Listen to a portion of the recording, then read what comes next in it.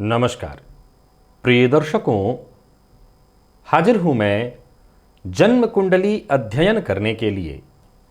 एक जन्म कुंडली लेकर आप सबके सम्मुख उपस्थित हुआ हूं। ये जन्म कुंडली एक व्यक्ति की है। आइए हम सभी मिलकर इस जन्म कुंडली का अध्ययन करेंगे। मैं जन्म की तारीख आपको बता देता हूं, आप नोट कर लीजिए, जन्म कुंडली का निर्माण कर लीजिए। इसके पश्चात इनके कुछ प्रश्न हैं, इनके प्रश्नों का जवाब हम इसी जन्म कुंडली से तलाशेंगे। तो जन्म की तारीख है 28 सितंबर 1974 और जन्म का समय है प्रातः 5:35, मुंबई, महाराष्ट्र। स्वयं लग्न की इनकी कुंडली दिखाई पड़ रही है और राशि इनकी जो है कुंभ है। आप कुंडली का निर्माण करिए, मैं जन्म काल के पंचांग से आपको अवगत करा देता हूं। शनिवार के दिन इन्होंने जन्म लिया भाद्रपद मास में, शुक्ल पक्ष की द्वादशी तिथि को। धनिष्ठा नक्षत्र के तृतीय चरण का इनका जन्म है। राक्षसगण, कुंभ राशि, ये वायु तत्व की राशि है और शनिदेव इस राशि के राशिश होते हैं। प्रिय दर्शकों, एक शॉर्ट वीडियो में मैंने प्राच्य ज्योतिष विज्ञान के शॉर्ट वीडियो में मैंने बताया था कि जब लग्नेश और राशिश आपस में मित्र नहीं होते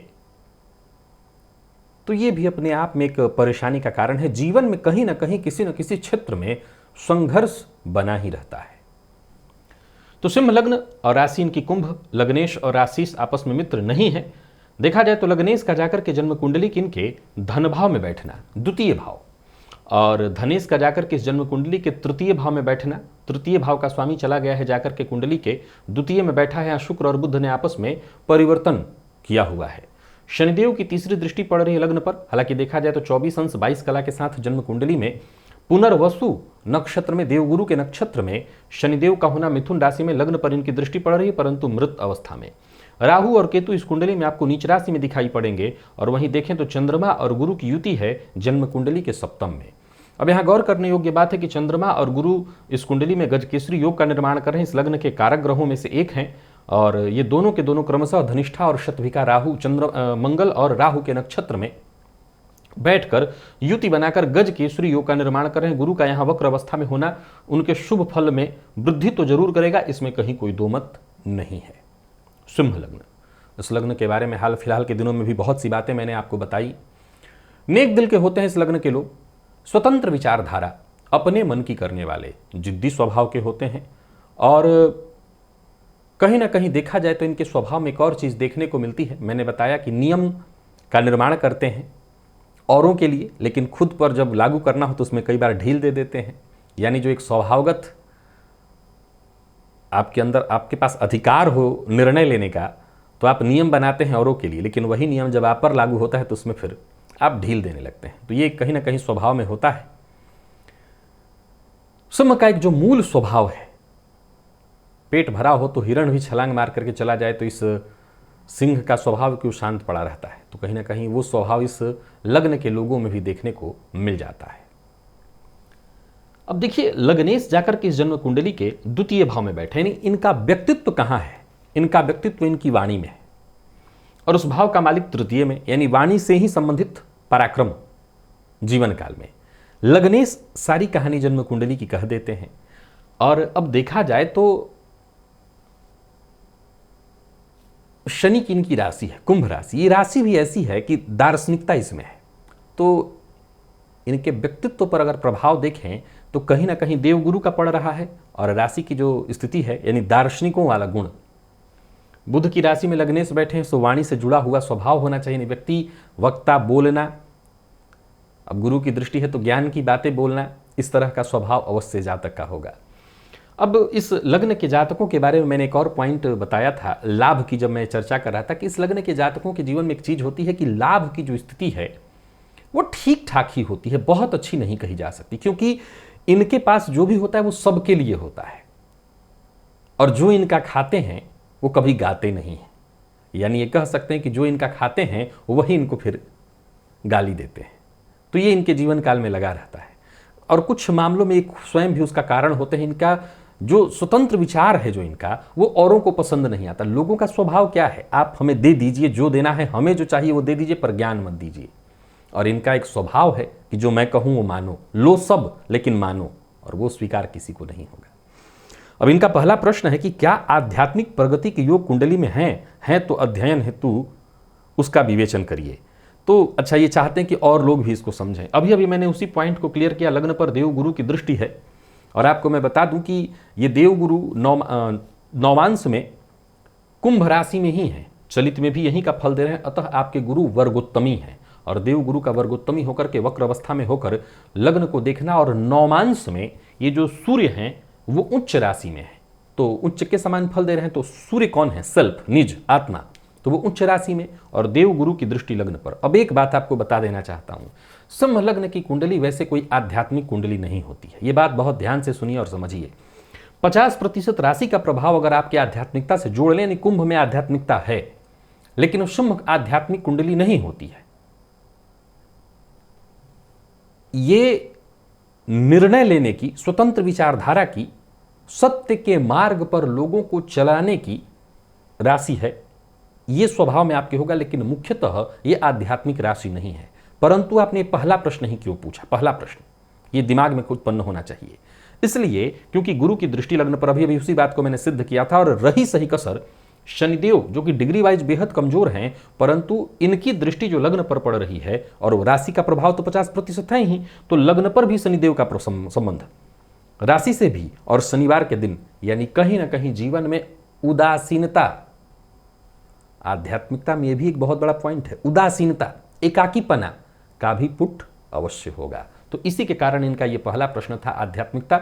मैंने बताया कि ज्ञान से जुड़ी हुई कुंडली है, क्योंकि गुरु की दृष्टि लग्न पर होने के कारण स्वतः ज्ञान कहीं ना कहीं भीतर से जागृत हो जाता है। पंचम भाव आपके पूर्व को दर्शाता है। पंचम पति बने गुरु जाकर के सप्तम में बैठ करके लग्न को देख रहे हैं, पंचम भाव पर शनिदेव की दृष्टि का पड़ना, यह कहीं ना कहीं इस बात की सूचना दे रहा है कि आप आध्यात्मिक दृष्टिकोण से आगे बढ़ सकते हैं। लेकिन मैंने जैसा कहा कि ये आध्यात्मिक पथ पर अंतिम कड़ी वाली ये कुंडली नहीं होती है, आगे अभी और सफर बाकी है। हाँ, जुड़ा जा सकता है, आध्यात्मिक बना जा सकता है। इसमें कहीं ना कहीं शनिदेव का भी मिथुन राशि में होना इस बात की सूचना है कि अभी बाकी है समय, अभी और प्रयत्न करना पड़ेगा। आप पूर्व जन्म से कोई साधक तो नहीं है, लेकिन गुरु की दृष्टि रही है लग्न पर, और चंद्र कुंडली में गुरु चंद्रमा लग्न में ही होंगे। अतः साधना के क्षेत्र में अंततोगत्वा आप प्रवृत्त हो गए थे। फिर से सुना रहा हूं और समझा रहा हूं कि बहुत साधक तो नहीं थे, लेकिन पिछले जन्म में जब आखिरी समय के करीब पहुंचे थे, तो गुरु चंद्रमा की युति है, गुरु की दृष्टि लग्न पर है, सो साधना में कहीं ना कहीं प्रवृत्त हो गए थे। सो इस जन्म में चाहत है, और इस जन्म में मिथुन राशि में शनिदेव हैं, और प्रयत्न करें तो सफलता के करीब तो जरूर पहुंचेंगे। अगली बार के लिए मार्ग पूरी तरह प्रशस्त हो जाएगा। करिए। राहु चतुर्थ में, गुरु सप्तम में और शनि लाभ में होने से कौन से ग्रह का प्रभाव कुंडली में ज्यादा होगा और उसके परिणाम स्वरूप फल, इष्ट और अनिष्ट, ये पूछ रहे हैं। देखिए, राहु और केतु आपकी कुंडली में नीच राशि में है। ये कहीं ना कहीं गृह कलह की स्थिति, और कहीं ना कहीं ये माता के स्वास्थ्य में भी थोड़ी परेशानी की स्थिति को दर्शा रहे हैं। माता और पिता में के स्वास्थ्य में भी कुछ हद तक परेशानी की स्थिति को ये दर्शा रहे हैं। एक दूसरा, शनिदेव लाभ भाव में आपकी कुंडली में मृत अवस्था में, गुरु का सप्तम में होना, वैसे तो काल पुरुष की कुंडली के हिसाब से देखा जाए तो सप्तम में शुक्र की राशि बनती है। सो गुरु यहां पर बहुत अच्छे तो नहीं कहे जाएंगे, क्योंकि आप सभी जानते हैं कि देवगुरु बृहस्पति लग्न में ज्यादा बढ़िया होते हैं, लेकिन चूंकि सप्तम के भी एक कारक है, सप्तम के कारक पुरुषों के लिए नहीं, स्त्रियों के लिए। क्यों? क्योंकि पति के कारक हैं, तो इसलिए। लेकिन हाँ, विवाह तो पुरुषों का भी होता है, तो सप्तम के लिए दोनों के लिए कारक मान लिया गया देवगुरु को। तो सप्तम में देवगुरु बृहस्पति का होना ठीक है। और आपने जो ग्रहों की स्थितियां बताई हैं, राहु चतुर्थ में, ये गृह कलह, परेशानी, और याद रखिएगा कि चौथे का नीच राहु जीवन में धोखा दिलाना, जिन पर आप विश्वास करें उनसे धोखा दिलाना, समाज में, जनता में कहीं ना कहीं आपके प्रति, आपकी छवि को लेकर के ऐसा वातावरण क्रिएट किया जा सकता है जिससे आपकी बदनामी हो। तो इस मामले में बेहद सतर्क, सचेत और सावधान रहिए।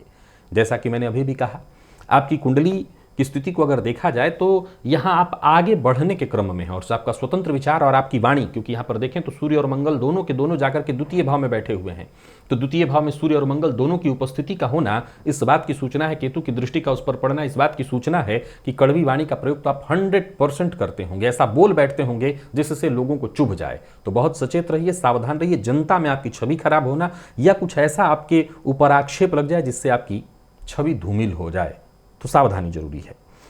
इसके अलावा अगर देखें तो आपकी कुंडली में इन्होंने पूछा है कि क्या संपत्ति संचय के योग हैं, और आगे इन्होंने लिखा है कि यदि संतति न हो, इनको संतति नहीं है, तो संपत्ति का क्या करें, किस तरह से संपत्ति को हम आगे करें, क्या दान कर दें, ये जानना चाहते हैं। देखिए आपकी कुंडली में वैसे तो अब बाकी की परिस्थिति जब आपकी पत्नी की कुंडली देखी जाएगी तभी समझ में आ सकेगा। संतान पति जाकर के जन्म कुंडली के सप्तम में बैठे हुए और वर्गोत्तमी हैं। संतान भाव पर शनिदेव की दृष्टि का पड़ना, मंगल की दृष्टि का पड़ना, दो विच्छेदात्मक ग्रह अपनी दृष्टि डाल रहे हैं। हालांकि मंगल पूर्ण विच्छेदात्मक नहीं है, परंतु सूर्य के साथ होने के चलते उनके अंदर भी विच्छेदात्मक स्थिति उत्पन्न हो गई है, दोनों के दोनों हस्त नक्षत्र में हैं। लेकिन शनिदेव की जो तीसरी दृष्टि शनिदेव की जो सातवीं दृष्टि पड़ रही है पूर्ण विच्छेदात्मक दृष्टि है, तो यहां पर कहीं ना कहीं संतान में कमी की स्थिति दिखाई पड़ रही, परंतु संतति ना होने का योग एकदम से नहीं कहा जा सकेगा। हाँ, अभी कुछ दिन पूर्व बताया था कि कारक की भी स्थिति पड़ जाए, तो कारक की दृष्टि तो नहीं पड़ रही, परंतु चंद्र कुंडली अगर बनाई जाए तो चंद्र कुंडली में संतान भाव कौन सा होगा, तो चंद्र कुंडली अगर आप बनाएंगे तो चंद्र कुंडली में संतान भाव ये बन जाएगा, उल्टा कर दीजिए, इनकी चंद्र कुंडली बन जाएगी। और उसके स्वामी बुध हैं, बुध पर देवगुरु बृहस्पति की 9वीं दृष्टि पड़ रही है, फलस्वरूप संतति योग ना तो नहीं है। अब और भी कारण, 74 का जन्म है, क्या परिस्थिति रही है। एक और परिस्थिति रही कि बीच में इनके साथ जीवन में कुछ दुर्घटनाएं घटित हुई हैं, इनका दाम्पत्य सुखद नहीं रहा, एक विच्छेद की स्थिति दाम्पत्य में भी रही थी और इसके पश्चात दूसरा विवाह इनका हुआ है जो कि अब ठीक ठाक चल रहा है। तो मैं समझता हूं कि अभी संतति योग ना तो नहीं कहा जा सकता, बाकी आपकी पत्नी की स्थिति, कुंडली की उनकी स्थिति देख करके ही ये तय किया जा सकेगा कि उनकी कुंडली से आपकी कुंडली मैच होती है कि नहीं, संतान सुख है कि नहीं, इस कुंडली में विचार हो सकता है। क्योंकि शुक्र भी आपका कहीं ना कहीं थोड़ा वीक है, कमजोर है। चलित में अगर देखा जाए तो ये शुक्र फल तो लग्न का दे रहे हैं, लेकिन जन्मांक में 0 डिग्री पर बैठ करके वो नीच राशि का फल दे रहे हैं, तो कहीं ना कहीं शुक्र की डिग्री बेहद कमजोर दिखाई पड़ रही। तो कुछ कमी तो आपके भीतर भी होगी, इलाज की आवश्यकता तो आपकी को भी है। नौमांस में अगर इसी शुक्र को देखें तो मकर राशि में बैठे हैं। मकर के शुक्र को मैंने अपने कार्यक्रमों में बताया है, बहुत अच्छा है, तो शनि की राशि मित्र राशि में है, लेकिन बहुत अच्छा प्रभाव ये मकर में नहीं दे पाते जितना धनु और मीन या बाकी गुरु की राशि में देते हैं, जो अपने शत्रु की राशि है उनकी। तो ये स्थिति मुझे दिखाई पड़ रही है, पर फिर भी मैं कहूंगा कि संतान के लिए एकदम से ना नहीं कहा जा सकता, कुछ न कुछ विचार उस पर होना चाहिए। अब रही बात कि अगर कल को नहीं ही होती है, तो अभी आपका जो फिर वही बात कहूंगा, पहला प्रश्न था। प्रिय दर्शकों, यहां पर इनके सवाल को छोड़ करके आप सबों के सम्मुख में आना चाहता हूं और आपको बताना चाहता हूं, जरा कड़ियों को जोड़िए, कड़ियों को जोड़िए और फिर इनके साथ आइए। इनका पहला प्रश्न अध्यात्म से रहा था, जबकि ये सिंह लग्न है। सिंह लग्न के लोग, मैं ये नहीं कहूंगा कि पूरी तरह से भोगी होते हैं, भोगी तो कहीं नहीं सकेंगे आप इनको, जरूरत के हिसाब से ही भोग करते हैं। सिंह भोगी नहीं होता, परंतु बहुत ज्यादा योगी भी नहीं होता। योग अगर करे भी तो उसके योग का तरीका अलग है, वो स्वतंत्र है, उसके योग में स्वतंत्रता बहुत ज्यादा है। जबकि एक योगी स्वतंत्र होते हुए भी बहुत ज्यादा उसको परतंत्र रहना पड़ता है, नियमों के अधीन रहना पड़ता है। ये नियमों के अधीन नहीं रहते, नियम बनाते हैं, अधीन नहीं होते। सो इसीलिए ये लग्न बहुत ज्यादा साधक का लग्न नहीं है। पर ऐसी बातें उन्होंने पहले प्रश्न में इसलिए पूछी कि जरा गौर करिए कि आपके जीवन की वृत्तियां, परिस्थितियां भी आपको इस क्षेत्र में धकेल देती हैं। जैसे दाम्पत्य का टूटना, संतति सुख न होना, तो अब जीवन में लक्ष्यहीन जीवन हो जाता है। जब आपके पास धन हो, बच्चे न हो या बहुत ज्यादा दाम्पत्य सुख इत्यादि न हो, हालांकि अभी दाम्पत्य सुख इनका कहना है कि ठीक ठाक ही है, अगले प्रश्न में इन्होंने ये पूछा है, तो ये एक बड़ा कारण हो जाता है। और वही इंसान जिसके पास 2-4 बच्चे हैं उनके, तो फिर उनसे आप जाकर के पूछिए तो वो ठीक है, अंततोगत्वा कहते हैं कि नहीं मुझे साधना भी करना है, लेकिन खुल के ये नहीं कहते कि नहीं मैं एकदम से साधना के पथ पर चले जाना चाहता हूं या धन इत्यादि का।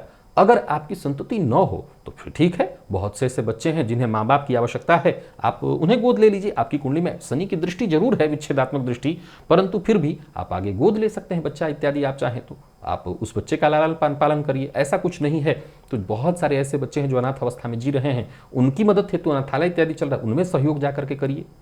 अगर आप सक्षम हैं तो आपको ये करना चाहिए, मदद करनी चाहिए। परंतु जैसा मैंने अभी भी थोड़ी देर पहले कहा कि संभावना तो यहां भी है, ना नहीं दिखती। जब तक पत्नी की कुंडली ना हो मैं क्लियर हो नहीं सकता और मैं कोई भी जवाब दूंगा वो बेकार ही है।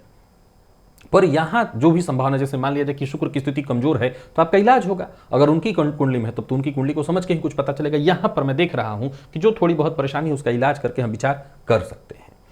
तो जब भी आपके पास जो धन है आप भी रखिए, विचार करिए, जरूरत पड़ने पर लोगों की मदद करिए।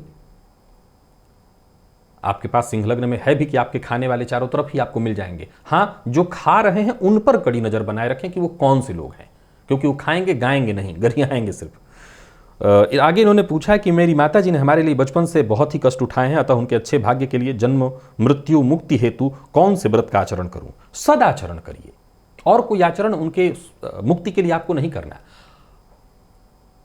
पुत्र अगर सद आचरण करने वाला, सन्मार्ग पर चलने वाला, सभी का भला करने वाला, सबका हित सोचने वाला, किसी का बुरा न करने वाला, ऐसी सोच का हो तो ऐसे ही उसकी पीढ़ियां तर जाती हैं। आपको उनके लिए कुछ भी करने की जरूरत नहीं, वो अपने कर्म बंधनों में है। आपके उनके आना भी उनका कर्म बंधन और आपका कर्म बंधनों का मिला जुला कुछ प्रभाव था। आप उनके लिए कुछ मत करिए, करने की जरूरत ही नहीं है। आपको उनके लिए करने की कुछ भी आवश्यकता नहीं। श्रवण कुमार के कारण और राम के कारण हम दशरथ जी को जानते हैं और श्रवण कुमार के माता पिता को जानते हैं।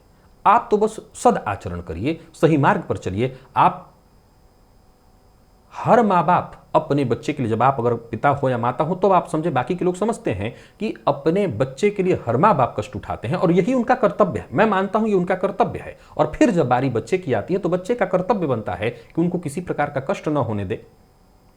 व्रत करना निसंदेह ही आपकी ऊंची सोच को दर्शाता है। आप व्रत नियम यही है कि सन्मार्ग पर चलिए। सन्मार्ग पर चलेंगे तो उनको वैसे ही मुक्ति मिल जाएगी, उसके लिए आपको कुछ और करने की आवश्यकता नहीं। जीवन साथी से संबंध अंतिम सांस तक कैसा रहेगा? मैं समझता हूं कि देखिए, इस कुंडली में आप सिंह लग्न के हैं। मैं अपने कार्यक्रमों में हमेशा कहा करता हूं कि कर्क, सिंह, मकर और कुंभ के दाम्पत्य ठीक ठीक चल जाते हैं। अब आपका तो डाइवोर्स हुआ जबकि होना नहीं चाहिए था, लेकिन शायद कुंडली इत्यादि न मिली हो, बट चल जाएगा। बहुत अच्छा तो उसको हम नहीं कह सकते हैं, कहीं ना कहीं कुछ चीज़ें यहाँ दिख रही हैं गड़बड़ी में, पर फिर भी मैं समझता हूँ कि चल जाएगा, कोई दिक्कत नहीं है। आगे के इनके कुछ प्रश्न हैं, उसे जरा समझिए। इन्होंने लिखा है कि जीवन में शत्रु की स्थिति कैसी रहेगी और मैं उन पर हावी रहूंगा या समझौता करना पड़ेगा। मेरी लड़ाई भ्रष्ट राजनीति व्यवस्था के खिलाफ होने के कारण मेरे जानने और न जानने वाले शत्रु बहुत हैं। कुंडली में शत्रुहंता योग है या नहीं? नौमांस में तो है। जन्मांक में अगर देखा जाए तो जन्मांक में शत्रु भाव का मालिक जाकर के आपकी कुंडली के लाभ में बैठा है, तो छठे से छठा होने के चलते इसको भी शत्रुहंता योग ही माना जाएगा। देखिए, एक बात आपको बताना चाहता हूं। अच्छा, एक और चीज गौर करिएगा कि इनके चंद्र कुंडली के हिसाब से अगर आप देखें तो शनिदेव पंचम में बैठ करके भी थोड़ा सा इनको परेशान कर रहे हैं। खैर, ये जो इन्होंने कहा, ये इन्होंने अकेले नहीं कहा, ये सिंह लग्न के जितने भी लोग हैं कमोबेश उनके स्वभाव में होता है। मैंने अभी थोड़ी देर पहले कहा था कि वो गलती जहां हो रही है उसके तुरंत विपक्ष में हो जाते हैं। खुद करें अलग बात है, लेकिन बाकी गलती कहीं हो रही हो तो उसके सीधा वो विपक्ष में हो जाते हैं, उससे लड़ने के लिए तैयार हो जाते हैं। देखिए, भ्रष्ट राजनीतिक व्यवस्था, ये जो लाइन आपने कहा है, मुझे लगता है कि अगर मेरे दर्शक वृंद बहुत सारे जो हैं, ज्यादातर लोगों के मन में यही बात उत्पन्न होती होगी, भ्रष्ट राजनीतिक व्यवस्था। जहां भी भ्रष्टता है वहां अकेले कोई व्यक्ति विशेष जिम्मेदार नहीं हो सकता, वहां हम सभी जिम्मेदार हैं उसके लिए। ठीक है, उसके खिलाफ लड़ना होगा, किसी न किसी को तो झंडा आगे लेकर के चलना होगा, लेकिन उसके लिए बहुत जरूरी है कि हर व्यक्ति जागरूक हो। एक व्यक्ति या कुछ ऐसे लोगों का समूह झंडा लेकर के आगे बढ़ता है और एक नया वहां से एक पार्टी खड़ी हो जाती है और कुछ तो होता नहीं है। आप जब ऐसी लड़ाई लड़ते हैं, लड़ते लड़ते अपने जीवन को समाप्त कर देते हैं, तो जीवन के आपके आखिर में एक पुतला आपका जरूर बना दिया जाता है। लेकिन मैं समझता हूं कि अगर इस तरह की लड़ाई की जगह लड़ाई इस तरह की लड़ी जाए कि हर व्यक्ति को जागरूक किया जाए, चाहे वो भ्रष्टाचार हो या हर चीज, उसमें नेतागण भी आते हैं। और आज जो आने वाले दिनों में नेता बनेंगे वो हमारे बीच ही, कहीं ना कहीं हमारे बीच के ही लोग हैं। नेता जो लोग बने हैं वो अलग से तो कहीं आए नहीं हैं, आसमान से थोड़ी उतरे हैं, हमारे बीच के ही लोग हैं। या तो हम उन्हें नहीं समझ सके या वो हमें नहीं समझ सके, या तो परिस्थितियों ने उनको ऐसा बना दिया या हम गलत देख रहे हैं। पता नहीं क्या कारण है कि वहां पर उस पद पर, उस कुर्सी पर जाने के बाद परिस्थितियां उनकी बदल जाती हैं, या सबको लेकर के चलना है इसके चलते वो समझ नहीं पाते, या शायद उस कुर्सी की महिमा ही यही है। पर ठीक है, आपकी लड़ाई है, शत्रुहंता योग नवमांश में है, जन्मांक में भी लगभग बना हुआ है। आप लड़िए, वाणी का प्रयोग तो देख ही चुका हूँ आपके, आप करते ही होंगे, मैं पहले ही प्रारंभ में ही सारी बातें कह चुका हूँ, तो आप करते ही होंगे। ठीक है, लड़िए, शत्रु के सामने हारना तो आपको नहीं पड़ेगा, हार नहीं सकेंगे, लड़िए, लड़ाई में कोई दिक्कत नहीं है। मनुष्य जन्म से मृत्यु तक सदैव 3 ऋणों से बंधा हुआ है, माँ बाप का, शिक्षक वृंद का और अपने मातृभूमि का ऋण, यानी सामाजिक ऋण। इन तीनों ऋणों से मुक्ति पाने के लिए क्या इस कुंडली में घटित होते हुए योग दिखाई पड़ रहे हैं, किस तरह से हैं, इसका विश्लेषण ये चाहते हैं। देखिए, इसके नियम ये नहीं है। मैं आपको बता दूं कि सबसे पहले तो ये जानिए कि मनुष्य जन्म से मृत्यु तक निसंदेह देव ऋण, पितृ ऋण और ऋषि ऋण से बंधा हुआ है। तो ऋषि ऋण से मुक्ति मिल जाती है शिक्षा ग्रहण करने से, जो धार्मिक ग्रंथ इत्यादि बनाए गए वेदादि ग्रंथों का अध्ययन करना। अब आज के समय में सभी वेदादि ग्रंथों का अध्ययन तो नहीं करेंगे, पर चाहिए, नियम कहता है कि कुछ ना कुछ इन चीज़ों को पढ़ते रहना चाहिए, चाहे वो पुराण इत्यादि, उसको पढ़ने से ऋषि ऋण से मुक्ति मिल जाती है। इसके पश्चात आती है बारी जो है वो पितृ ऋण की। तो पितृ ऋण से मुक्ति के लिए आप विवाह के पश्चात खुद से बच्चे उत्पन्न कर देते हैं, तो पितृ ऋण से इससे मुक्ति मिलती है आपको। बाकी माँ बाप की सेवा करते रहिए जो आप कर रहे हैं। और फिर आता है देव ऋण। तो आपके पास जब धन आए, जब आप मेहनत करें तो धन अर्जित करते हैं, धनात् धर्म, धन से धर्म होता है, तो धर्म से ततः सुखम, इसके बाद सुख की प्राप्ति होती है। तो जब धन आपके पास होता है तो आप धर्म करते हैं, धर्म करने से देव ऋण से मुक्ति मिलती है। लेकिन आपने लिखा है कि माँ बाप का, शिक्षक का, तो शिक्षक का आपने ऋषि शब्द का मैंने इस्तेमाल कर दिया। अब मातृभूमि का जो ऋण आप मानते हैं, निसंदेह उस ऋण से मुक्ति पाई जा सकती है। इस मातृभूमि पर हर व्यक्ति केवल और केवल अपने कर्तव्य पथ पर चले। कोई जरूरी नहीं है कि हर व्यक्ति झंडा लेकर के खड़ा हो। हर व्यक्ति बस जो हमारे लिए निर्धारित कर्म है, शास्त्रोचित, शास्त्र विहित कर्म, हम बस उसी पर अगर चलते रहें तो श्री राम शर्मा आचार्य का जो नारा था वो कहीं ना कहीं घटित हो जाएगा। हम बदलेंगे, युग बदलेगा। हमें बदलना है, हमें किसी को बदलना नहीं, हमें बदलना है। हम अपने आप को बदलें, हम अपने आप को बदलें, हमारे देखा देखी हमारे आसपास के लोग बदलें, हमारी आने वाली पीढ़ियां बदलें, सब कुछ बदल जाएगा। पर फिर भी आपके मन में ये बात है, आप इस ऋण से मुक्ति पाना चाहते हैं, जरूर प्रयत्न करिए। आप सिंह लग्न के हैं और आप ठान ले तो ऐसा कर सकते हैं। शनिदेव की दृष्टि लग्न पर होने के कारण, हालांकि दृष्टि कमजोर है, पर उनकी दृष्टि पड़ने के कारण चीजें हमेशा जीवन काल में विलंबित आपकी होंगी। लेकिन अगर आप प्रयत्न करें तो आप हर लड़ाई जीत सकते हैं। प्रिय दर्शकों, इनके कोई ऐसे प्रश्न नहीं थे जिसका मैं कोई विशेष उपाय इनको बताऊं, लेकिन हाँ, इस कुंडली के लिए सिर्फ इतना ही कहना चाहता हूं। जैसे एक बड़ा गंभीर पॉइंट पहले ही समझ लिया गया है, जीवन में, एक गृहस्थ आश्रमी के जीवन में पत्नी, बच्चे, परिवार बड़ा मायने रखता है। अगर ये इसमें से एक भी कम हो, जैसे इनके पास बच्चा नहीं है तो एक पॉइंट कम है, तो भी कहीं ना कहीं जीवन में एक सूनापन हो जाता है, खालीपन हो जाता है, लक्ष्य विहीन हो जाता है जीवन। यही है आपका पितृ ऋण, इसी को पूरा करना है।